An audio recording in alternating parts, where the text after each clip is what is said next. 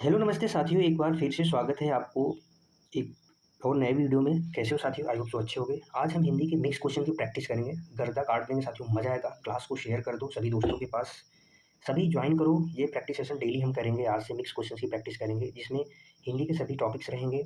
इसी के साथ में हम क्लास को शुरू करते हैं। अगर आप हमारे क्लास पे नए हैं तो चैनल को सब्सक्राइब करें, वीडियो को लाइक शेयर जरूर करें। साथ ही आपकी स्क्रीन पे है पहला क्वेश्चन और उत्तर देने का प्रयास कीजिए। पहला क्वेश्चन है आपकी स्क्रीन पे कि कंठ ध्वनियाँ कौन से वर्ग में आती हैं? ये सारे ऑप्शंस गलत दिए हुए हैं। क वर्ग के अंतर्गत जितने भी वर्ण आते हैं वो सब क्या कहलाती है? कंठ ध्वनियाँ कहलाती हैं। कंठ ध्वनियाँ कहलाती हैं। ख वर्ग के अंतर्गत क वर्ग और च वर्ग के अंतर्गत तालव्य कहलाते हैं। तालव्य तालव्य ध्वनि कहलाती है। ट वर्ग के अंतर्गत मूर्धन्य कहा जाता है। मूर्धन्य ध्वनि कही जाती है। साथियों याद रखेंगे, इसका एक ट्रिक है KTM2 कंठ ताल मूर्धन्य दंत ओष्ठ। इसमें क वर्ग आता है, इसमें च वर्ग आता है, ये ट वर्ग आता है मूर्धन्य, दंत में आता है ट वर्ग और प वर्ग आता है ओष्ठ में। याद रखेंगे साथी। अगला क्वेश्चन है आपकी स्क्रीन पर और उत्तर देने का प्रयास कीजिए। क्वेश्चन नंबर 2 है आपकी स्क्रीन पर। स्क्रीन पर उद्घाटन का संधि विच्छेद क्या होगा? उद प्लस घटन, उद प्लस घाटन, उद प्लस घाटन, उद प्लस घटन। बताएंगे साथी। इसका आंसर हो जाएगा ऑप्शन सी, उद प्लस घाटन। इसका सही संधि विच्छेद इसमें कौन सी संधि है? व्यंजन संधि का एक उदाहरण है। इसमें व्यंजन संधि है और इसका संधि विच्छेद उद प्लस घटन। याद रखेंगे साथी। अगला क्वेश्चन है क्वेश्चन नंबर 3। संस्कार में उपसर्ग बताना है। सन उपसर्ग है, कार है, स है, सम है। बताएंगे साथी। संस्कार का संधि विच्छेद होता है सम प्लस कार। सम प्लस कार। सम प्लस कार में सम क्या है? उपसर्ग है। सम क्या है? उपसर्ग। और यह एक व्यंजन संधि का उदाहरण है। व्यंजन संधि का उदाहरण है, याद रखेंगे साथी। इसका आंसर हो जाएगा option D is the right answer.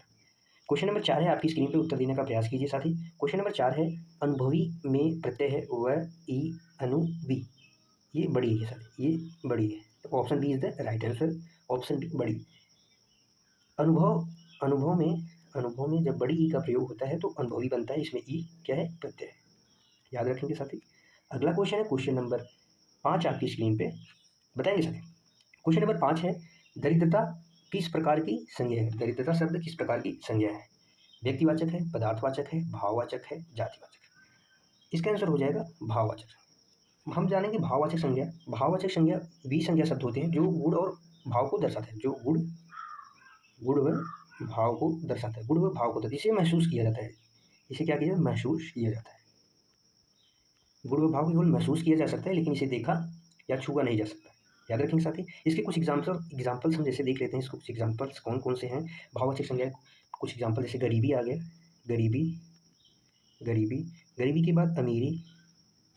अमीरी ये कैसे भाववाचक संज्ञाएं हैं। मिठास मिठास मिठास मिठास के बाद थकान। थकान आदि आदि सब भाववाचक संज्ञा के अंदर। हम पदार्थवाचक जान लेते हैं। पदार्थवाचक को द्रव्यवाचक भी कहा जाता है। द्रव्यवाचक संज्ञा भी कहा जाता है। द्रव्यवाचक संज्ञा वे शब्द जो तरल पदार्थ का बोध करे। तरल पदार्थ याद रखेंगे साथी। इसके कुछ एग्जाम्पल्स जैसे हम देख लेते हैं। एग्जाम्पल में जैसे आ जाएगा सोना, लोहा, पानी, दूध दूध आदि, तेल आदि तरल पदार्थ। याद रखेंगे साथी। क्वेश्चन नंबर 6 है आपकी स्क्रीन पर, उत्तर देने का प्रयास करें। क्वेश्चन नंबर 6 है आपकी स्क्रीन पर। सफाई सफाई किस प्रकार की संज्ञा है? बताएंगे साथी। व्यक्तिवाचक संज्ञा है, भाववाचक है, पदार्थवाचक है, जातिवाचक। हमने अभी भाववाचक और पदार्थवाचक को समझा है। यह जातिवाचक संज्ञा है। इसका आंसर हो जाएगा जाति। जातिवाचक संज्ञा में संपूर्ण जाति अथवा वर्ग का बोध होता है। संपूर्ण जाति संपूर्ण जाति या वर्ग वर्ग का बोध होता है, ज्ञान होता है। कुछ एग्जाम्पल्स हम जैसे देख इससे कुछ एग्जाम्पल्स उदाहरण जैसे देख लेते हैं। नगर नगर जातिवाचक संज्ञा है। पर्वत पर्वत भी जातिवाचक संज्ञा है। पंक्षी, मनुष्य आदि आदि सब जातिवाचक संज्ञा के अंतर्गत आएंगे। याद रखिए साथी। क्वेश्चन नंबर 7 है आपकी स्क्रीन पर और उत्तर देने का प्रयास कीजिए। क्वेश्चन नंबर 7 है आगामी किस प्रकार का विशेषण है? संख्यावाचक विशेषण, गुणवाचक, सार्वनामिक, परिमाणवाचक। बताएंगे साथी। आगामी या गुणवाचक, इसका आंसर हो जाए गुणवाचक भी। गुणवाचक विशेषण इनमें संज्ञा सर्वनाम की गुण दोष, संज्ञा या सर्वनाम की संज्ञा या सर्वनाम की गुण दोष बताता है। वे सब जो संज्ञा सर्वनाम के गुण दोष को बताया, इसमें आ जाएगा गुण दोष में जैसे आ जाएगा इसमें रंग के प्रकार, आकार, चौड़ाई मोटाई सब गुण है। दशा, दशा दशा के बारे में, और गंध, गंध में सुगंधित आदि। आगामी का मतलब होता है, आगामी का मतलब होता है आने वाला, याद रखेंगे साथ। जैसे कुछ शब्दों से आगामी चुनाव यानी आने वाला चुनाव, आने वाले चुनाव के बारे में बता रहे हैं, याद रखेंगे। अगला क्वेश्चन है क्वेश्चन नंबर 8 आपकी स्क्रीन पे। लंबा, लंबा किस प्रकार का विशेषण है? गुणवाचक विशेषण, परिमाण, सार्वनामिक, संख्यावाचक। बताएंगे सर। क्वेश्चन नंबर 8 का आंसर हो जाएगा गुणवाचक विशेषण। हमने गुणवाचक विशेषण देखा, अभी परिमाणवाचक विशेषण देख लेते हैं। यह संज्ञा सर्वनाम की मात्रा, मात्रा, मात्रा, नापतोल या नापतोल। इसमें वे शब्द जो मात्रा या नापतोल का, वे संज्ञा या सर्वनाम शब्द जो मात्रा या नापतोल का बोध कराते हैं।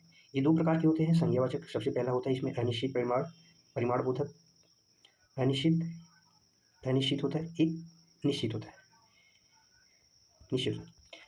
परिमाणवाचक विशेषण दो प्रकार के। इसके कुछ एग्जाम्पल इसमें, जैसे 1 किलो, 1 किलो दूध, 1 किलो सेब, 2 लीटर दूध, 2 लीटर दूध। ये इसके एग्जाम्पल्स, सॉरी याद रखें, एग्जाम्पल्स हमने गलत लिख दिया, उल्टा लिख दिया है। अनिश्चित में जैसे कुछ, थोड़ा थोड़ा इसमें आ जाएगा, थोड़ा आ जाएगा, कुछ आ जाएगा, थोड़ा आ जाएगा, कुछ आ जाएगा। और इसमें फिक्स का पता चलेगा, निश्चित, जैसे 1 किलो, आधा किलो आदि। समझेंगे साथी, याद रखेंगे। क्वेश्चन नंबर 9 है आपकी स्क्रीन पे, और उत्तर देने का प्रयास कीजिए। अव्यय में, क्वेश्चन नंबर 9 है आपकी स्क्रीन पर। अव्यय में रूपांतरण नहीं होता है। लिंग का, वचन का, कारक का, उपयुक्त सभी का। बताएंगे साथी। अव्यय जिन्हें अविकारी भी कहते हैं, अविकारी, जिन्हें अविकारी भी कहते हैं, अविकारी शब्द भी कहा जाता है। अविकारी या अव्यय वे शब्द होते हैं जो हमेशा मूल रूप में स्थित रहते हैं, वे बदलते नहीं है लिंग, वचन, काल, कारक के अनुसार। इसका आंसर हो जाएगा डी। ये अविकारी शब्द हमेशा अपने मूल रूप में ही रहते हैं, हमेशा मूल रूप में रहते हैं। ये लिंग, वचन, काल, कारक के अनुसार नहीं बदलते हैं। कुछ अविकारी शब्द जैसे हम देख लेते हैं कुछ एग्जाम्पल्स के तौर पे, जैसे जब, तब, किंतु, परंतु, इसलिए, किंतु, परंतु, इसलिए, आदि, इसलिए, आदि शब्द इसके अंतर्गत, अव्यय और अविकारी शब्द के अंतर्गत आते हैं। क्वेश्चन नंबर 10 है, बताएंगे साथी। निम्नलिखित में से कौन सा शब्द अव्यय है? सूखा, सुनहरा, बल्कि, ऊपरी। इसका आंसर हो जाएगा D, D is the right answer. अगला क्वेश्चन है क्वेश्चन नंबर 11, उत्तर देने का प्रयास कीजिए। निम्नलिखित में से कौन सा शब्द देशज है? देशज शब्द, वे शब्द, सबसे पहले देशज शब्द के बारे में जानें। वे जिनकी उत्पत्ति का कोई पता नहीं है, उत्पत्ति का कोई पता नहीं, उत्पत्ति के मूल का पता नहीं है, मूल का पता नहीं है, लेकिन वे आम बोलचाल में प्रयुक्त होते हैं। कुछ देशज शब्द हम जैसे देख लेते हैं कुछ एग्जाम्पल्स के, जैसे लोटा, खिड़की, डिबिया, कटोरा, जूता, कलाई आदि। आज क्या है? देशज शब्द हैं, याद रखेंगे सर। हम जानेंगे इसका आंसर हो जाएगा कटरा। कटरा भी एक देशज शब्द है। ये सब क्या है? विदेशज शब्द है। ये विदेशज शब्द है, विदेशी शब्द है। ये आतिशबाजी और अमीरी, ये क्या है? फारसी शब्द है, फारसी, ये फारसी है। और इंच अंग्रेजी शब्द है, जो तीनों क्या है? विदेशी। याद रखेंगे। क्वेश्चन नंबर 12 है साथियों आपकी स्क्रीन पे, और उत्तर देने का प्रयास कीजिए। क्वेश्चन नंबर 12 है, दिए गए शब्दों में तत्सम शब्द बताना है। तत्सम शब्द, भविष्य, खीर, गाली, गेहूँ। सबसे पहले तत्सम शब्द जानेंगे क्या होता है। तत्सम शब्द संस्कृत से ज्यों के त्यों रूप आए हैं। संस्कृत का ज्यों का त्यों रूप है। संस्कृत के शब्द ज्यों के त्यों में लिखे जाते हैं, याद रखेंगे शब्द। गेहूं का तत्सम हो जाएगा गोधूम, गोधूम। गाली का गाली, गाली। खीर का क्षीर। भविष्य जो संस्कृत का शब्द है, इसका आंसर हो जाएगा ए। भविष्य जो संस्कृत का शब्द है तो तत्सम शब्द है, याद रखेंगे। अगला क्वेश्चन है क्वेश्चन नंबर 13 आपकी स्क्रीन पे, उत्तर देने का प्रयास कीजिए। इसमें बताना है अनेकार्थी शब्दों का कोष नहीं है, नहीं है। सबसे पहले जानेंगे अनेकार्थी का मतलब होता है एक शब्द के अनेक अर्थ। इसमें नाना प्रकार ये है, नाना प्रकार अनेक माँ के पिता भी होते हैं। नाक, इसको स्वर्ग, नाक को स्वर्ग भी कहा जाता है, स्वर्ग और नासिका, ये भी सही है। सिंधु यानी नमक, सेना नमक को भी कहा जाता है, सही है। इसका आंसर हो जाएगा ये B, B is the right answer. अयन का मतलब ऐना से होता है, दिशावन नहीं होता है, याद रखेंगे। क्वेश्चन नंबर 14 है आपकी स्क्रीन पर। अगला क्वेश्चन, उत्तर देने का प्रयास। बखूबी में कौन सा समास है? बताएंगे साथी। बखूबी में कौन सा समास है? अव्ययीभाव समास, याद रखें। बखूबी में अव्ययीभाव। क्वेश्चन नंबर 15 है आपकी स्क्रीन पे। मैंने उसे दोपहर को देखा, वाक्य में कारक बताना है, कौन सा कारक है? बताएंगे साथी। इसमें मैंने उसे दोपहर को देखा, दोपहर को देखा, दोपहर को यानी किसी समय का बोध हो रहा है। जब किसी स्थान या समय का बोध हो तो वहाँ अधिकरण कारक होता है। अधिकरण कारक की डिफिनीशन है किसी स्थान या समय का, किसी स्थान या समय का बोध हो, का बोध। याद रखेंगे साथी। इसका चिन्ह होता है मैं और पर, मैं और पर। लेकिन को भी प्रयोग होता है, लेकिन को भी स्थान और समय के लिए को भी प्रयोग में आता है।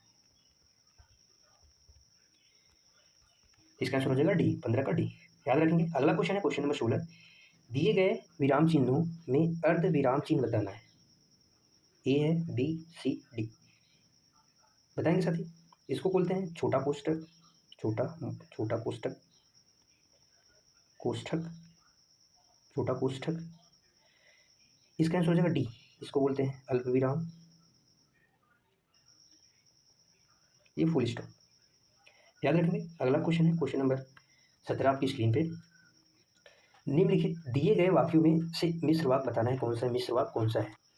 ऑप्शन ए है ममता समझदार है, ऑप्शन बी है कमला समझदार ही नहीं प्रतिभावान भी है, ऑप्शन सी है ममता समझदार और प्रतिभावान है, ऑप्शन डी है ममता प्रतिभावान है क्योंकि वह समझदार है। इसका आंसर हो जाएगा डी। सबसे पहले जानेंगे मिश्र वाक्य। मिश्र वाक्य क्या होता है? मिश्र वाक्य में एक मुख्य उपवाक्य, मिश्र वाक्य एक मुख्य वाक्य, एक उपमुख्य वाक्य, एक मुख्य उपवाक्य और एक या एक से अधिक आश्रित उपवाक्य जो इसी मुख्य वाक्य पे आश्रित होते हैं, आश्रित उपवाक्य वाक्य से जुड़े होते हैं। इसके लिए कुछ शब्द जैसे जो इसके लिए कुछ शब्द जैसे एग्जाम्पल के तौर पे देख लेते हैं। कुछ शब्द जैसे क्योंकि, जब, जहाँ, जो कि से जुड़े होते हैं। याद रखेंगे, बताएंगे। एक बार मिश्र वाक्य का डिफिनीशन जानेंगे कि एक मुख्य उपवाक्य और एक से अधिक आश्रित उपवाक्य आपस में जुड़े होते हैं। इसके लिए कुछ शब्द जिनसे वो जुड़ते हैं क्योंकि, जब, जहाँ, जो कि इत्यादि शब्द से वे जुड़ सकते हैं पहचान के तौर पे। याद रखेंगे साथी। क्वेश्चन नंबर 18 है आपकी स्क्रीन पे। बताएंगे क्वेश्चन नंबर 18 है दिए गए वाक्यों में संयुक्त वाक्य याद कीजिए। संयुक्त वाक्य कौन कौन से हैं? सबसे पहले जानिए संयुक्त वाक्य होता क्या है। संयुक्त वाक्य दो स्वतंत्र उपवाक्य जो अपने आप में पूर्ण होते हैं वो संयोजक से जुड़े होते हैं। किससे जुड़े होते हैं? संयोजक से जुड़े होते हैं। अपने आप में संयोजक से जुड़े होते हैं। एग्जाम्पल के लिए संयोजक कौन कौन से हैं?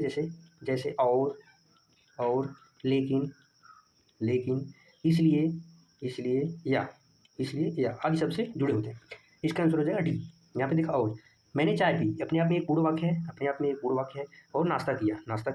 याद रखें, ठीक है साहब। संयुक्त वाक्य ऐसे जुड़ता है। अगला क्वेश्चन है क्वेश्चन नंबर 19। उत्तर देने का प्रयास कीजिए। क्वेश्चन नंबर 19 है जहाज का पंछी रचना है अज्ञे जी की, इलाचंद जोशी, अमृतलाल नागर, जैनिन। इसका आंसर हो जाएगा बी, इलाचंद जोशी। कुछ रचना जैसे मणिलाल के बाद मुक्तिपथ। अमृतलाल नागर जी की कुछ रचनाएं जैसे मानस का हंस, बूंद और समुद्र। एक रचना अमृत और विष।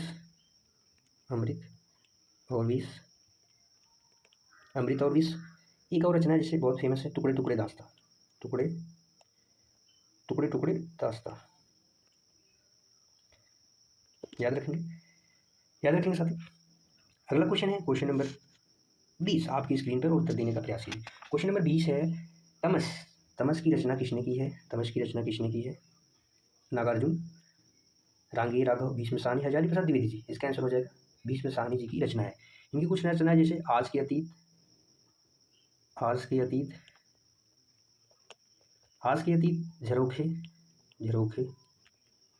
झरोखे, बसंती जो रचना है। रांगी राघव जी की रचना है विषाद मठ। नागार्जुन की रचनाएं में जैसे युधरा, रति नाम की चाची आदि रचना है। याद रखेंगे साथी। अगला क्वेश्चन है क्वेश्चन नंबर 21 आपकी स्क्रीन पर, और उत्तर देने का प्रयास कीजिए। क्वेश्चन नंबर स्क्रीन है सुख के खेत को हरा भरा और प्रफुल्लित करने का, मतलब सुख के खेत को हरा भरा और प्रफुल्लित करने का अर्थ होता है कि अपने जीवन को सुखमय बनाना। याद रखेंगे। क्वेश्चन नंबर 22 है खड़ी बोली का प्रथम महाकाव्य कौन सा है? कामायनी है, परिप्रवास, साकेत, नीरजा महादेवी वर्मा जी का उपन्यास है। महादेवी वर्मा जी। साकेत मैथिली शरण जी की रचना है। परिप्रवास हरिऔध, अयोध्या सिंह उपाध्याय हरिऔध। हरियोजी की रचना जो 1909 से 1913 के बीच में इसकी रचना हुई है। कमानी जयशंकर प्रसाद, जयशंकर प्रसाद, जयशंकर प्रसाद, इसका आंसर हो जाएगा बी। खड़ी बोली का प्रथम महाकाव्य प्रिय प्रवास को माना गया है, जो हरियोजी की रचना है, जो 1909 से 1913 के बीच में रचा गया था। याद रखेंगे साथी। अगला क्वेश्चन है क्वेश्चन नंबर 23। आपकी स्क्रीन पर उत्तर देने का प्रयास कीजिए। क्वेश्चन नंबर 23 है, श्रोता के लिए किस सर्वनाम का प्रयोग किया जाता है? श्रोता के लिए किस सर्वनाम का प्रयोग किया जाता है? इसका आंसर हो जाएगा मध्यम पुरुष। मध्यम पुरुष हमेशा सुनने वालों के लिए होता है, हमेशा श्रोता के लिए होता है, हमेशा सुनने वालों के लिए, हमेशा सुनने वालों के लिए। इसके लिए तू, कुछ चिन्ह है, तू, तुम, आप, पहचान, तू, तुम, आप, तुम्हारा, तुम्हारा, तुम्हें, आज से इसकी पहचान होती है। अगला क्वेश्चन है क्वेश्चन नंबर 24। क्वेश्चन नंबर 24 है, दोहा के प्रथम और तृतीय चरण में कितनी मात्राएं होती हैं? 11, 12, 11, 12, 14, 13। इसका आंसर हो जाएगा 13। प्रथम और तृतीय चरण में 13 मात्राएं, दूसरे और चौथे चरण में 11 मात्राएं होती हैं। 13 मात्राएं, 11 मात्राएं, याद रखेंगे। क्वेश्चन नंबर 25 है, आज का आखिरी क्वेश्चन है साथियों, उत्तर देने का प्रयास कीजिए। आज का आखिरी क्वेश्चन आपकी स्क्रीन में है, क्वेश्चन नंबर 25। पूनी पूनी मुनि उकसहि अकुलानी, देखी दशा हरजन मुस्कानी। इन पंक्तियों में कौन सा रस है? वियोग श्रृंगार रस, अद्भुत रस, हास्य रस, रौद्र रस। यह पंक्ति श्री रामचरितमानस, श्री रामचरितमानस, श्री रामचरितमानस जी की बालकांड से, बालकांड की लीला, बालकांड की चौपाई है, बालकांड की चौपाई है, जिसमें जिसमें जो ऋषि मुनि है, ऋषि मुनि पुनी पुनी पुनी पुनी मुनि उकसहि अकुलानी, यहाँ मुनि का बार बार उछलना और बेचैन होना, बेचैन होना, ये देखकर देवता और उनके गण लोग देख के हंस रहे हैं। यहाँ पे हास्यात्मक हास्यात्मक हास्यात्मक पद की स्थिति पैदा हो रही है, हास्यात्मक पद की स्थिति। जो मुनि है बार बार उछलना कूदना और बेचैन हो रहे हैं, देवता के गण ये देख के हंस रहे हैं। ठीक है साथी, याद रखेंगे। आज के लिए साथी बस इतना ही, आज के लिए बस इतना ही। क्लास कैसी लगी बताएंगे साथी। क्लास अच्छी लगी हो तो कमेंट में ज़रूर बताएं, और अगर आप हमारे चैनल पे हैं तो चैनल को सब्सक्राइब करें। डेली हम मिक्स क्वेश्चन की प्रैक्टिस करेंगे, डेली सर प्रैक्टिस सेट की प्रैक्टिस करेंगे। डेली आप हमारे साथ प्रैक्टिस ज्वाइन कर सकते हैं। आज के लिए बस इतना ही, मिलते हैं अगली क्लास में मज़ेदार धनेदार क्वेश्चन के साथ। तब तक के लिए बाय बाय साथियों।